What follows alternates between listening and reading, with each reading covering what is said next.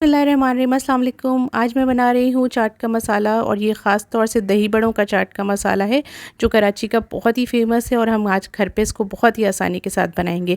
तो सबसे पहले मैंने एक फ्राइंग पैन ले लिया है और उसमें मैं कुछ चीज़ें शामिल करूँगी।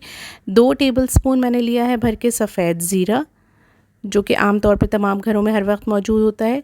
2 टेबलस्पून मैं ले रही हूँ साबुत धनिया, जो हम यखनी वगैरह बनाने के लिए इस्तेमाल करते हैं। 1 टीस्पून मैंने भर के ली है साबित काली मिर्च और आधा टीस्पून मैं इसमें शामिल कर रही हूँ लौंगे। तकरीबन 8 से 10 लौंगे इसमें चढ़ेंगी, तो वो आप उसी तरह से डाल लीजिएगा। अब इन तमाम चीज़ों को हम ड्राई रोस्ट करेंगे। मैंने स्टोव को ऑन कर लिया है और उसमें मैं फ्राइंग पैन रख दूँगी और बिल्कुल हल्के चूल्हे पे, बिल्कुल लो फ्लेम पे हम इसको रोस्ट करेंगे, क्योंकि जब हम इनको किचन में इन चीज़ों को रखते हैं तो उनमें थोड़ा सा मॉइस्चर या नमी शामिल हो जाती है, तो उनको हमें ड्राई करना है ताकि हमारा मसाला जो है वो जल्दी ख़राब नहीं हो। बस थोड़ी सी देर हम इसको भूनेंगे बिल्कुल हल्की आँच पे। तो आप देख रहे हैं कि माशाल्लाह से इसका कलर भी चेंज हो गया है और बहुत ही लाजवाब सी खुशबू भी आ रही है। बस इसको हमें इतना ही भूनना है, इसका कलर जो है बहुत ज़्यादा डार्क नहीं होना चाहिए।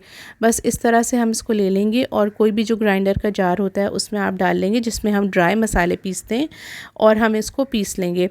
लेकिन यहाँ पर मैं बताती चलूँ कि जो दही बड़ों का मसाला होता है ना, वो बहुत बारीक पाउडर की तरह नहीं होता है, थोड़ा सा दरदरा सा होता है।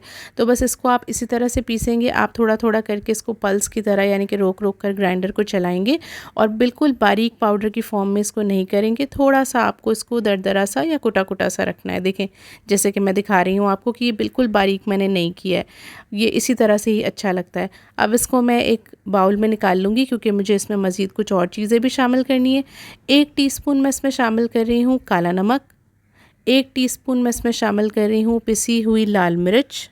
नमक और मिर्च का तनासुब अपने हिसाब से आप एडजस्ट कर सकते हैं। 1 टीस्पून मैंने इसमें शामिल किया है अजवाइन। 1 टीस्पून मैंने शामिल की है इसमें आमचूर पाउडर और 1 टीस्पून मैं इसमें शामिल कर रही हूँ खटाई। आमचूर पाउडर और खटाई यानी कि टाटरी जो है वो इसके लिए बहुत अच्छी होती है। चाट के मसाले में जो हल्का सा खट्टापन आता है वो इसी टाटरी और आमचूर पाउडर से ही आता है। 1 टेबलस्पून भर के मैंने इसमें शामिल कर दी है कुटी हुई लाल मिर्च। बस थोड़ी सी चीज़ों के साथ बेहतरीन सा खुशबूदार और लाजवाब मसाला आपका घर पर ही तैयार होगा। बहुत महंगे दामों हम ख़रीद कर लाते हैं, तो इसको क्यों ख़रीदें, अब हम घर पे ही बना लेंगे। छोटी सी फैमिली के लिए 1 हफ़्ते के लिए बहुत काफ़ी है। अगर आपकी फ़ैमिली बड़ी हो या आप इसको ज़्यादा क्वांटिटी में बनाकर स्टोर करना चाहें, तो इसी क्वांटिटी को आप डबल और ट्रिपल करते जाइएगा। आपका शानदार सा मसाला घर में बहुत कम बजट में रेडी हो जाएगा। मुझे दुआओं में याद रखिएगा। अपना ख्याल रखिएगा। अल्लाह हाफ़िज़।